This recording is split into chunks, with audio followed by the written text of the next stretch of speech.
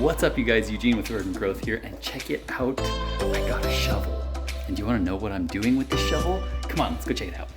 So as I'm heading up here, I'll kind of explain what I've been doing. Check it out. So I got my shovel now, and I even put this little string on it so I could like put it over my shoulder. Yeah. It's super bright behind me, so apologies if it's super dark. But let's go. Back over the usual fence. Okay, there we go. So I've actually been gathering a whole bunch of these sticks and things here just because they were all in the way. And it's all dead, and just been trying to remove a whole bunch of the dead material as much as I can. Obviously leaving some behind, but check it out. So right here at the base of this koa tree, what I've been adding is I've been digging out this little swale right here. Basically what they do, they're super simple. They just trap water in here so that the water can pool in here. And what happens, hey, there's a piece of grass in front of my camera, fantastic. So what happens is instead of all just running down the hill, it'll just collect in here and give it time to seep down into the ground, where it'll start to get water down to the roots of the trees and things around.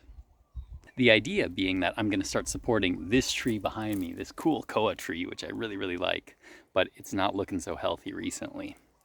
If I can support this guy and get this guy healthy, what happens is that its roots will start to go down into the ground.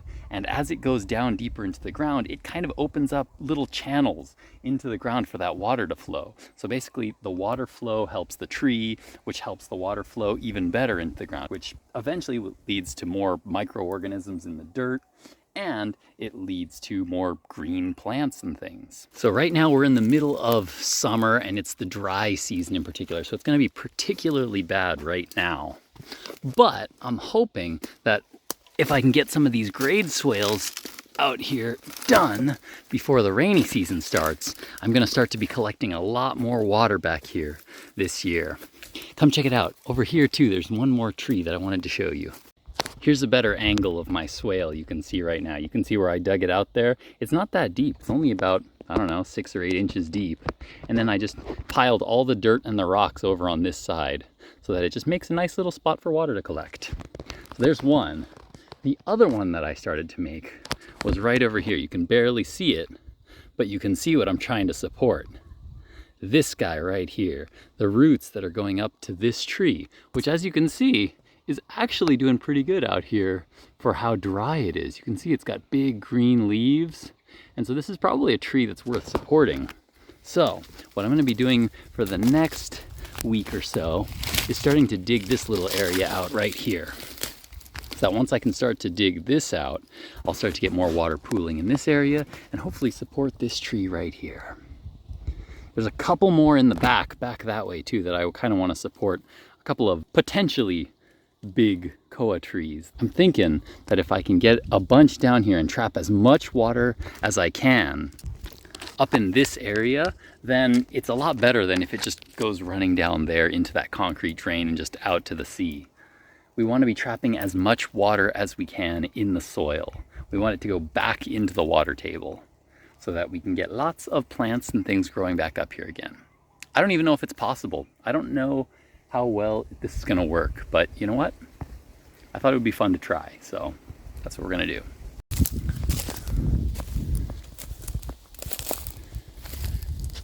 Check it out, guys. So this is another koa tree that I think would be a nice guy to support. If you look out behind me here, you can see that it's really rocky back here. So you get a lot of this volcanic rock that's just out here.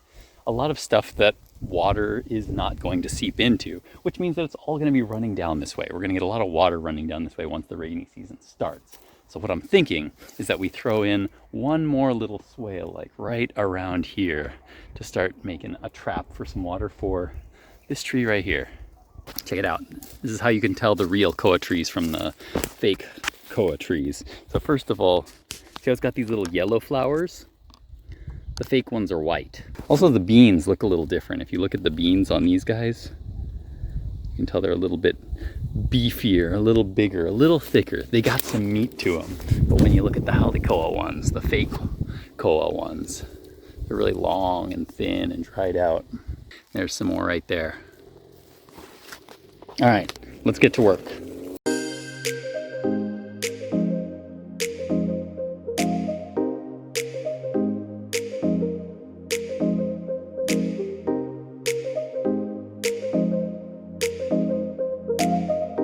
Okay, I think that's a good place to start. I think I'm gonna leave that one there for a little while, and we're gonna see how it goes. I think that if I just do a bunch of these all up along the hills and things in front of all the trees and things I wanna support, I have a feeling that once the rainy season comes, we're gonna start to see a lot more green spreading through all of this. So when our dry seasons come, our trees will be a little bit stronger, a little bit healthier to stay alive during the dry season. Guess if you wanna find out, you're gonna have to hit that subscribe button. Hint, hint, wink, wink, nudge, nudge. It'll be really cool to see what happens in a year. So definitely follow. Thanks for watching, guys.